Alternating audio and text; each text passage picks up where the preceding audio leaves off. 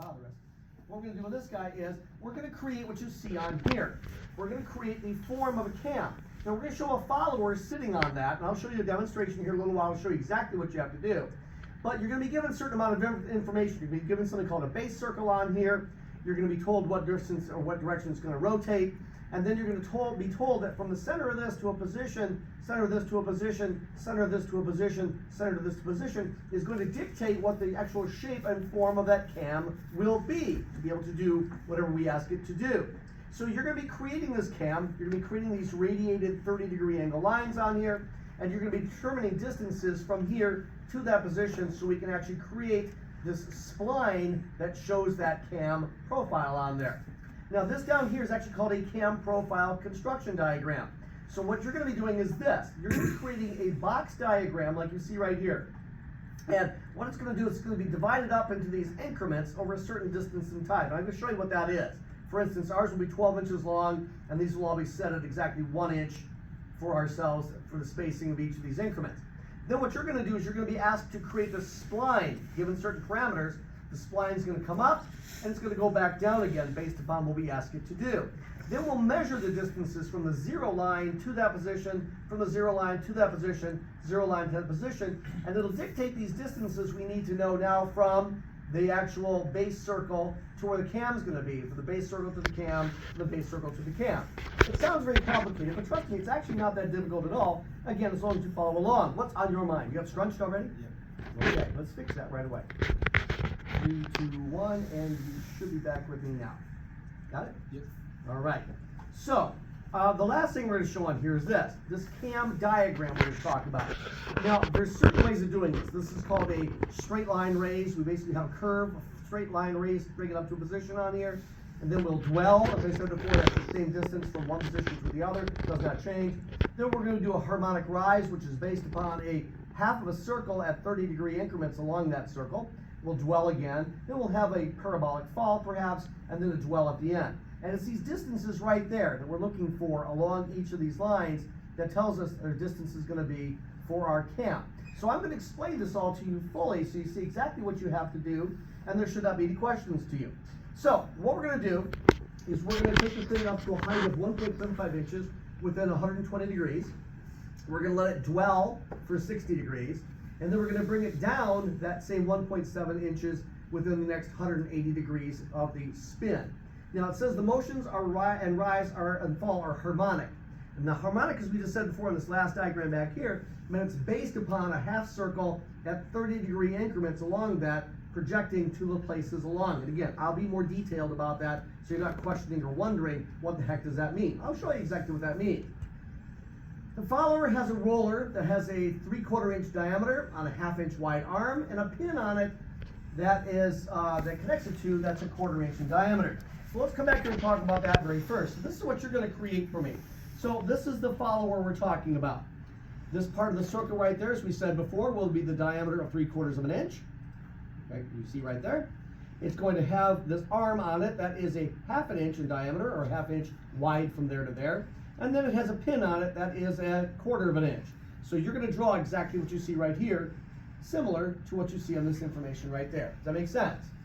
So 3/4 circle, 1/2 inch circle, 1/4 inch circle, and the length of this arm does not matter. You see, I break mine on here. This is how we break bars, and you can do this if you want. If you just simply eliminate all this, I'm not going to have a problem with that. If you just show me that, that's all I need to know, okay? But if you want to show this, as you see on the example right there, that's all you do. Draw a couple of splines, and then simply hatch in part of it, and that's how we represent a broken bar. Choose to do it. Now watch your distance on here. You don't want it to be way too long that it leaves the sheet, because there's some other things you're going to have to do on the same sheet. And I'll get to those in just a moment. So you're going to be creating something similar to what you see on here.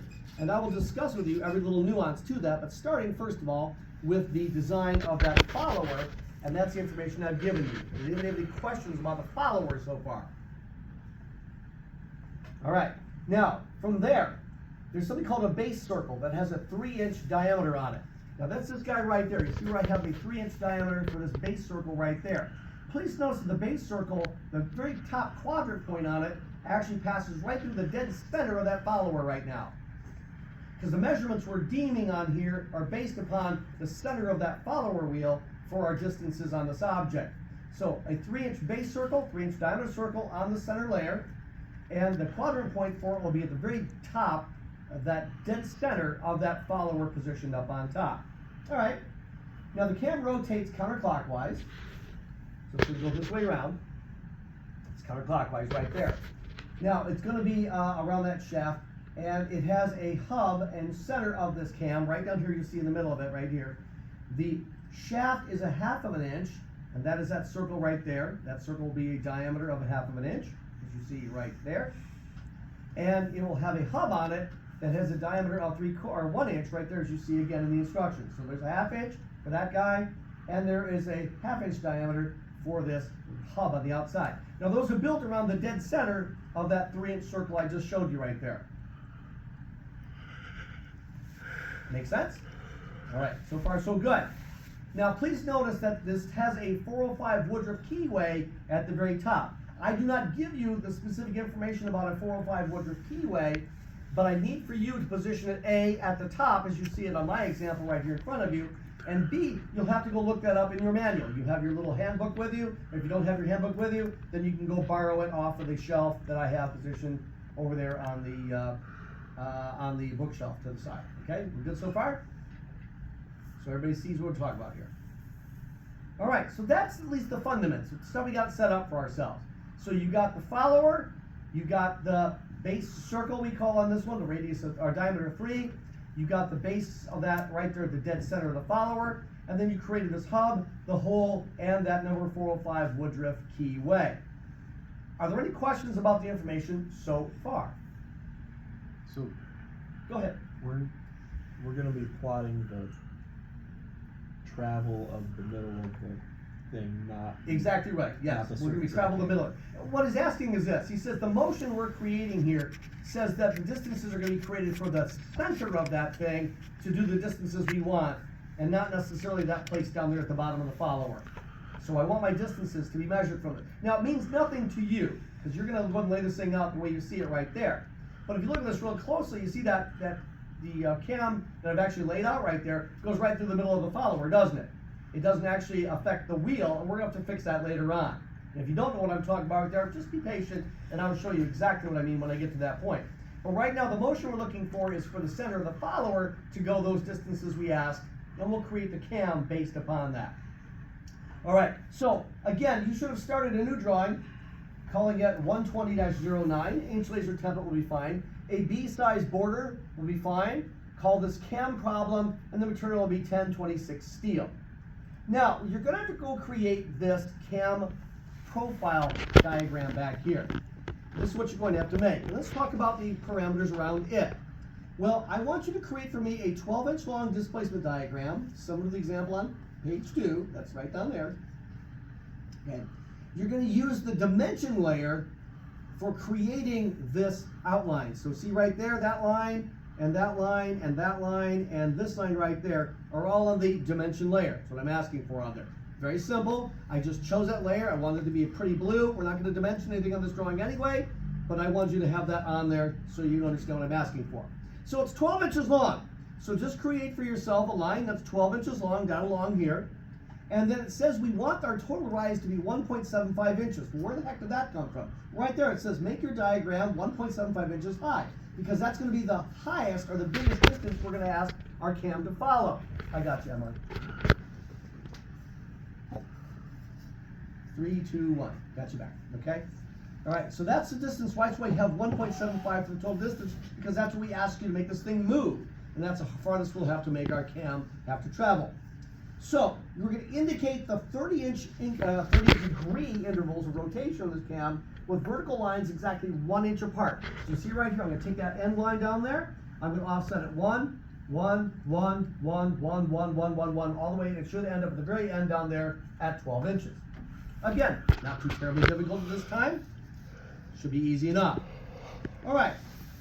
Now, what's going to happen is this. I also need you to label this 0, 30, 60, 90, just as you see on my example right here, all the way down there to 360 at the end. Because that's going to correspond with what's happening up here on my cam itself. And I'll get to that in just a moment after we get this laid out.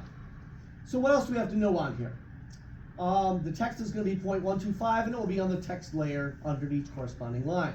Now we're going to construct the corresponding curves using the object layer on this displacement diagram to satisfy our assignment motion of the follower. Any construction line should be made on the hatch layer. So that's why you're seeing these random green lines inside here and that random green circle down there at the end. And these lines are going horizontally across here as well too. Those will be on the hatch layer. Again, we're not hatching anything on here except for, I guess, if you want to do that up there. But we're just using it as a placeholder, kind of a layer, just in order to satisfy my making this diagram on here. All right, now we're going to develop a chart like the one you see on page 2 on the object layer, with text that's 1/8 of an inch tall on the text layer, to establish the cam profile accurate to 3 decimal places for every 30 degrees. So you'll see right here on my sheet, I created this box up here on the top. These lines are on the object layer, text is on the text layer, and you're going to create exactly what you see on here, as you see on this chart right here. I built mine up there in the upper right corner. So I'm going to say cam degrees, cam radius, and then I'm going to say 0, 30, 60, 90, all the way down here to 360.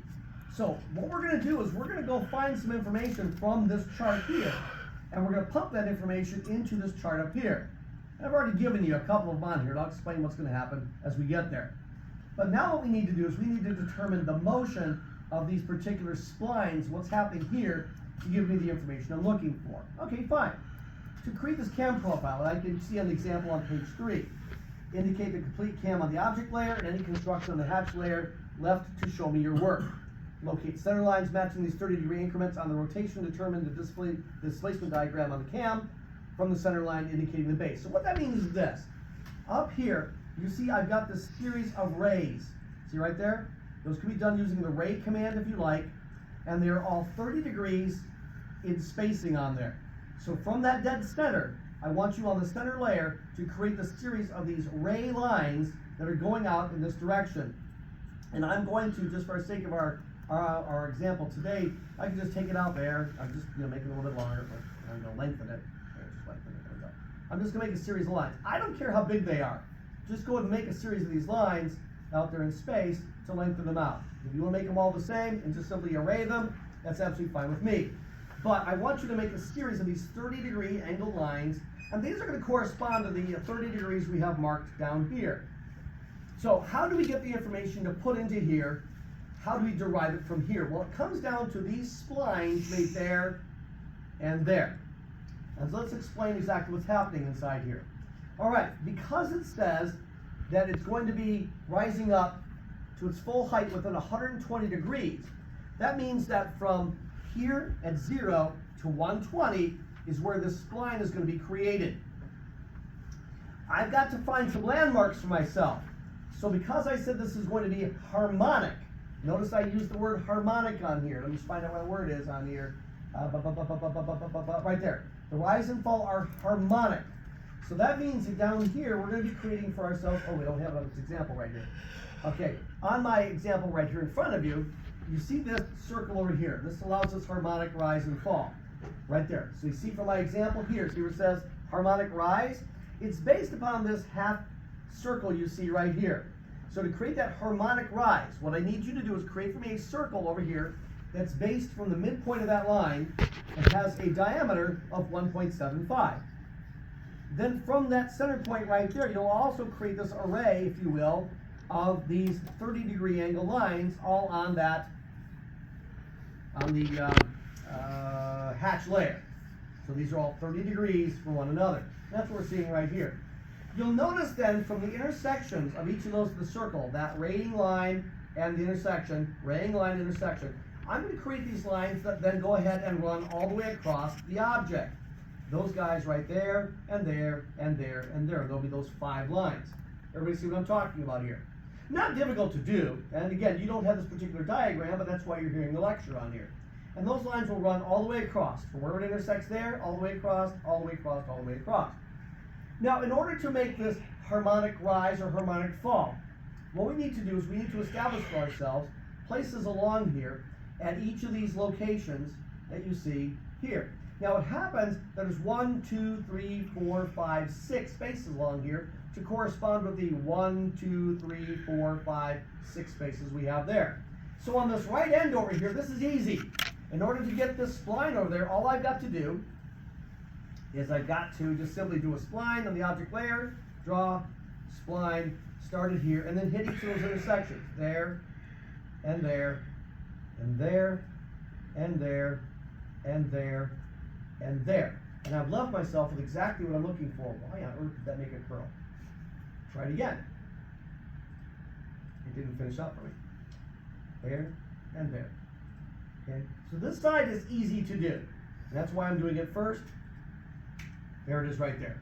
So you've now established for me these points, starting there at 180, all the way down here to 360. Well, why 180? Because it says that half of it, from 180, the last 180 degrees, will be this harmonic fall from the halfway point on the circle all the way to the end. So that's why it's created the way it is. Does that make sense? It says right there, over 180 degrees, last 180 degrees will be that fall.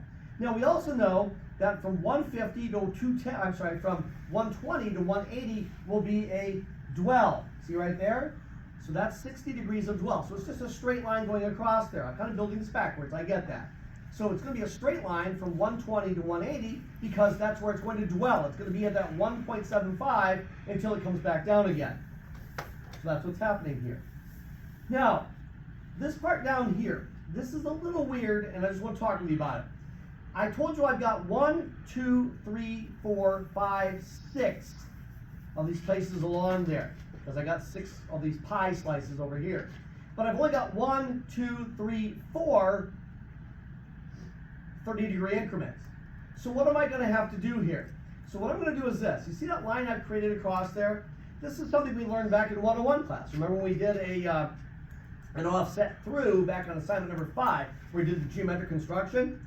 In order to divide this equally, what I did was this. I said, okay, I'm going to go and draw a line from down here to up there within that 120 degrees. Then what I'm going to do, I'm going to go ahead and do my divide command. I'll go put this on the object layer so you can see it. I'm going to do that divide command, and the divide command's right here, and there's the divide command right there. I will choose divide, I will pick that line, and I'll tell it to divide it into 6 equal spaces. And that's where I get those markers along there. So now, from here to that marker is 1 space, from there to the next marker is 2, 3, 4, 5, and then to the end is 6. Do you see what I've done right there? I've taken a space, and I don't care about the blue lines that are on there. I don't care about those. Ignore the blue line. They're going to be there, but they're not important to you in this case. I'm going to get them out of your way right here. See what I've done? And I'm going to say, oh, actually I wanted that one back there, okay? I'll leave him, because he's in the middle. So what I've done is I've said, okay, now I've got 1, 2, 3, 4, 5, 6 spaces to match the 1, 2, 3, 4, 5, 6 spaces going that way. So that's why I did what I did right there. Create a diagonal line, use the divide command, told it to break it into 6. Then what I can do is this. The spline I've created right there, you'll notice the spline goes through each of those intersections. Just like I did on the other side, I take it from here to the first intersection, second intersection, third intersection, fourth intersection, fifth intersection, and then ended up there at the top. And that's how I get my spline to fit a 6-segment spline into a 4-segment area. Are there any questions about this? You're all fully capable of doing this. But that's the rationale behind it. I've got to match the 6 spaces this way with 6 spaces going that way, so that's what I've done. All right, so then I'll make my spline. It starts down here at 0, hits all those intersections I told you about right there. I go ahead and make my dwell from 120 to 180, and then I go ahead and make this spline right there, which is going to match 6 for 6 on this one, to come down here back to 0 again. And now I've got my cam profile shown to me. Are there any questions about how I made this or what I'm looking for here? Andrew, did you need to be free? I'm sorry, I didn't realize I forgot you were no, here. you're good. I'm not doing anything. All right, just want to make sure. Yes, you're scrunched? Okay, what about you, man? Awesome, what's on your mind? If your object is a perfect circle, would that be symmetrical on both sides of 180?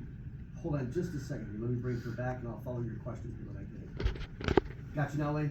Okay, I'm sorry, what's your question? If it was a perfect circle, would your diagram be symmetrical by Yeah, 180? yeah, and that's what you're seeing on the example down here. There was no dwell on this one, Yeah. and that's why we have the harmonic going up, we have the harmonic coming down, whatever it may be. Okay. So exactly right. The fact that we have that dwell right there for the 60 degrees is what made this guy get scrunched, is Yeah. what happened to it. Does that Okay, make sense? gotcha. Yep. Yep. So that's what's going on. That's why this diagram over here probably isn't the best example on this one, because it does do what I want to do. It's just come up, fell down, come up, fell down, come up, fell down. That means it's just kind of doing a consistent up and down, up and down, up and down. Yeah. Because we have this dwell, that means it's gonna go up, it's gonna stay there, and then it's gonna come back down. That makes sense? Okay. So it would have been symmetrical otherwise, and that's what leads us to this problem of having to scrunch that 6-spot harmonic rise into a 1, 2, 3, 4 spot between 0 and 120. All right, so now we've got our diagram made. Yours is going to look like mine, clearly, surely. Do I need to have these lines left behind on there? And the answer is yes. I want you to go ahead and leave the construction on there, put it on the hatch layer like I've asked you to, and even show me the X's where you created those lines that you're going to create offset through, offset through, offset through, offset through. Now the line right there down the dead middle, that one will still be blue. That's on the dimension layer, that's at 60. It just happens to correspond with the offsets that you're doing. All right, so what does this mean? What are we doing? Well, what we have done here is this. We have established for ourselves a distance. If this is my baseline on here, and I say at 30 degrees, in order to find out where the cam should be at 30 degrees, I can actually literally take a dimension now. Again, I'm not going to dimension it. Pay attention to this. I'm not dimensioning it from that intersection there. That's not what I'm looking for. That's not of any importance to me. Okay? I'm not dimensioning it from that intersection there either. That's of no importance to me either. That means nothing to me. I need to know where it is at 30 degrees. So you see there's no mark along there for my spline. I just happen to see where that spline line crosses the 30. And at that point, I will gain myself a dimension from there to there. And that's the number we see up here. Make sense? Now I'll do another one. I'll say, okay, at 60, it's supposed to be what? Well, that makes sense. It's going to be half of 1.75. I'll dimension from there to there, and I get that number of 0.875. So I'm going to measure it at 30. Going to measure it at 60. Going to measure it at 90. I know what it's going to be at 120, 150, and 180 because it's the full height of 1.75, right? But I'll do the same thing over here. At 210, I'll measure it from there down, from 240, etc., etc., etc. And I'll put these right into this chart up here. So this one should say 0.875. All right, fine. What do I do with that? Okay, back here is my base circle. There's my base circle right there. That's the 3-inch diameter circle that I've got. Now, what I'm going to do right now is this. I'm going to go and get rid of this clutter on here. I don't want this. This was for me to demonstrate the information about that, so I'm just going to get it out of my way. I'll assume that you made note of that or you've followed along to see what's happening there. Okay, so here's my base circle. What I need to know then is at 30 degrees. You see, I've actually got this labeled then. I've got these lines radiating at 30. These are center lines radiating at 30 degrees apart. I'm going to label it. I'm going to put a 30 out here someplace, 60 out here, 90, 120. I will label all those ends of lines out there in space. Then what I will do is this. I will take that base circle. I will look at my chart over here, the one that says 0.257 or 0.252, and I will say, okay, what I'm going to do is I'm going to offset that 0.252, and I'll offset that line outward 0.252. So you see where it falls right there. See where it hit? It's going to hit right here. Get this out of my way right here. It's going to hit right there. That was, if I delete that circle right there, there's my center line. I'll offset that 0.252. That's it right there. Now I went ahead and put that circle onto the hatch layer because that's part of my work. I'm going to put a work on here, and I'll take that center line and I will shorten it down to that point. You see what I did right there? So that's why all these center lines you see right here are at different lengths.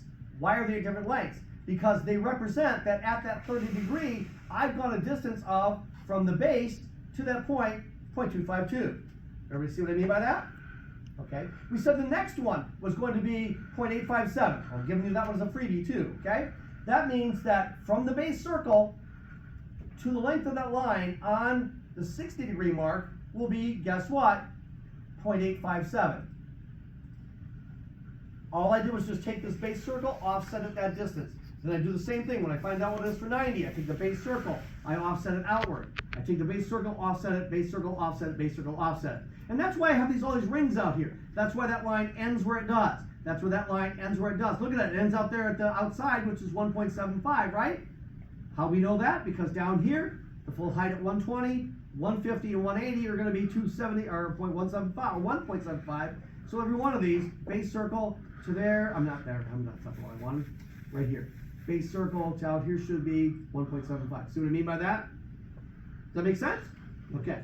Then I'll come over here and I'll measure all these. I got the one for 210, 240, 270. And every one of these is going to have that number out there. So once you have all these points established, this is all I'm asking you to do right now. Go ahead and establish the lengths of these lines. That line, that line, that line, that. They all reflect that offset distance. What will you do next? What you'll do next is this. This is when we finally make our cam. I'll come back here to my spline command. I'll start it right there at that position at the dead center, and I'll go to each of those locations. I'll make sure I hit that exact location there, hit that exact location there. Make sure you're getting it. You gotta hit that exact location. That's why I left the circle there, so I can make sure I'm getting that exact location from there to there, and then run it through every one of those other ones there, and there, and there, and there, and there. Now, when I want to complete this thing, do not just click that point right there. Because if you do, what do you notice on there? I get a heart. See what I mean by that? Everybody see the pretty heart? It basically comes up and comes up to make that heart shape at the top. We don't want to do that. Down here, you see where it says close? Go ahead and close it, and you'll get a smooth transition from one to the other. You have to make sure you close it. If you just click that, you'll end up with a heart shape, but we do not want that. Now, this is my profile based upon this data from this chart right here. But that's not finished yet, is it? As Cale pointed out earlier, and you beat me to the punch on this one, Cale, that is not the actual shape of the actual cam itself. This is the motion I want the cam to make, but it's not the shape of the cam I want. Because I want that cam to come down here to that point right there. Since this follower right there, and I'll choose this as a radius this time, since that follower right there is a radius of 0.375, what I need to do next is to do an offset of 0.375, and I will offset this cam inward to there. See what I've done? Then I will go ahead and get rid of this, and that's what I'm looking for right there. This is now my cam profile, cam shape based upon the profile information and radiating in all those places. So that means these rings and these distances, those centers that are moved at this point, that's not a problem for me. Leave it the way you see it. So what I expect from you when your drawing is done is this. I'll get rid of my superfluous crap on here. This is the drawing I want. I want this right here. So I need you to show me the followers, you see it on here. I need you to show me the hub, the hole, and the keyway as I see it on here. I need to see all these radiating center lines. I need to see all of these offset rings. I need to see a base circle of 3 on there. I don't have to see that guy right there. That's not important to me. But I do have to see all the rest of the stuff you see on here. And I need to see the labels. So I got to make sure every one of these labels sits out there at the end of each of those lines. It will give it to me. Like so. So that tells me that each of those increments along there, this is what I get. I need to see this chart over here. Now, you don't need to leave the dimensions on there. The dimensions are not important, nor are my dimensions that I showed you as my examples there in the red for this whole thing. But I do need to see exactly what we see right here. And then I need to see this chart up there with all your numbers punched into it. That will be your complete drawing right there when you are finished. Now, this should not take you even the whole class period today.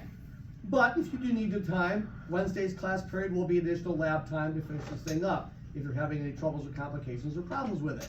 But you can see right away, since I gave you such a lengthy explanation on this one with an intense amount of detail, that you should be able to complete this thing probably easily within the parameters of today's class, and I'll still be here on Wednesday in case anybody has any additional information or problems. Again, your chart needs to be filled in with all the numbers that you extract from that profile down below. But that's what I'm looking for. Now I'm going to put a template right on top of it, okay? And if you did all the numbers right and did your spline correctly and hit the right marks on there, then you will match my template perfectly. If not, then we'll find out when we do that. But that's your key. Getting this done right, so we can get this filled in right, so we can extend these right, which we can make the whole profile right, we'll offset it right, and we'll get what we're looking for. Should be a slam dunk for you. You're all pretty smart, as long as you are very precise. But that's how we make cams. In fact, this problem came from a student of mine who actually worked at a shop down in Coldwater, I think it was, making cams. And he's like, this is exactly how we do it, just to make sure we get it made right. And that's, so this comes right straight from industry. Give me a great example to use on this one. So hopefully you got what you're looking for. Anybody have any questions about what you need?